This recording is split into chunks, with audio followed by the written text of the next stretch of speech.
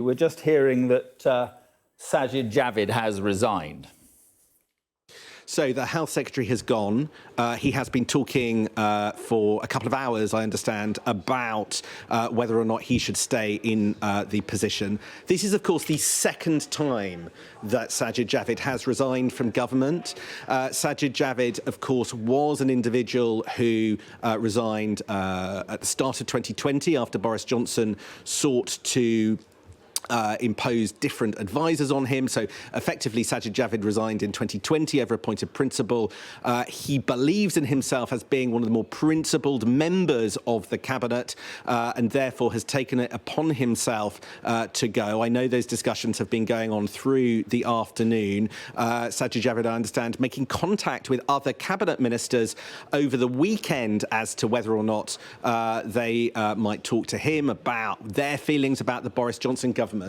It has always been the case that should one significant member of the government decide that they could no longer put up with the kind of behaviours that, frankly, we've seen from the Prime Minister that they're concerned about, that the Prime Minister is saying, then there might be some kind of exodus. Now, we've waited quite some time. There was a resignation from Oliver Dowden after the Tiverton-Honleston by-election, massive defeat for the government, but there was no attempt by others to follow at that point. But it appears today that the resignation 6 days ago, Chris Pincher, perhaps a man not particularly well known for a job, Deputy Chief Whip that's not particularly well known, has ended up being a turning point because it's gone right back to that question that we've had over and over again over the last 6 months, a year.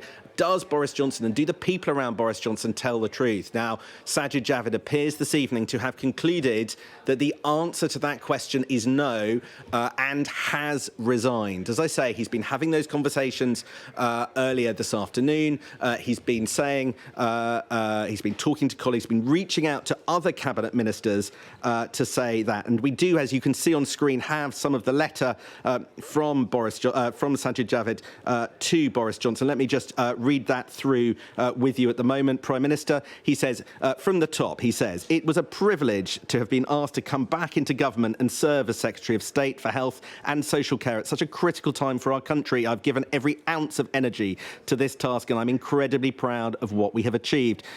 He talked about COVID and what has been delivered and the important strides, as he puts it, in the recovery and the reform of the NHS, and talks about his own radical new approach to areas like dementia and cancer. He then goes on to say, "Given the unprecedented scale of the challenges in health and social care, it's been my instinct to continue focusing on this important work. So," and here we get to it, "it is with enormous regret that I must tell you that I can no longer, in good conscience, continue serving in this government. I am instinctively a team player, but the British people also rightly expect integrity from their government." So Sajid Javid unsheathing his weapon in the letter by talking about integrity lacking from this government. He goes on, "The tone you set as a leader and the values you represent reflect your colleagues, your party and ultimately the country. Conservatives at their best are seen as hard-headed decision makers, ultimately guided by strong values. We may not have always been popular, but we have been competent in acting in the national interest. Sadly, in the current circumstances, the public are concluding that we are now neither. The vote of confidence last month shows that a large number of our colleagues agree it is a moment for humility, grip and new direction. I regret to say, however, that it is clear to me that this situation will not change under your leadership and you have therefore lost my confidence too. It's 3 years since you entered Downing Street. You'll be credited with seeing off Corbynism and Brexit. You're very welcome. You've shone a very welcome light on regional disparities in our country, an agenda that will continue to define our politics.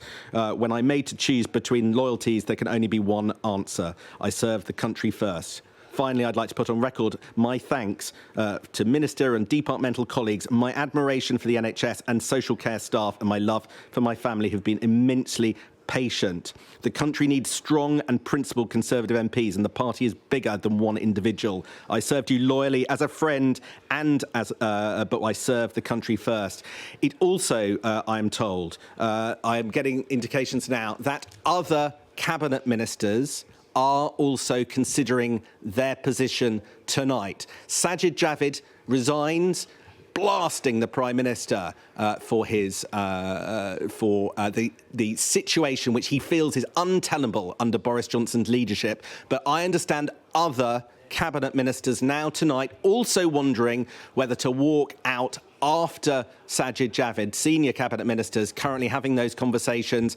Sajid Javid, as I say, over the weekend, reaching out to other cabinet ministers. But a very big moment as other cabinet ministers now work out whether they should follow Sajid Javid in one of the most aggressive resignations, completely different to the one that we saw from Oliver Dowden, who hinted at the reasons for his departure. But now Sajid Javid making an open challenge, significantly increasing the chances that Boris Johnson faces some kind of challenge internal in the Conservative Party over the coming hours and weeks, because treaties like that you can see on screen calling for a moment of humility, grip and new direction, clearly thinking that's not coming from Boris Johnson, even as he meets at 6:10 his closest allies. Having spent the afternoon, Boris Johnson touring the tea room, now meeting his closest allies, I think will be wondering what happens next.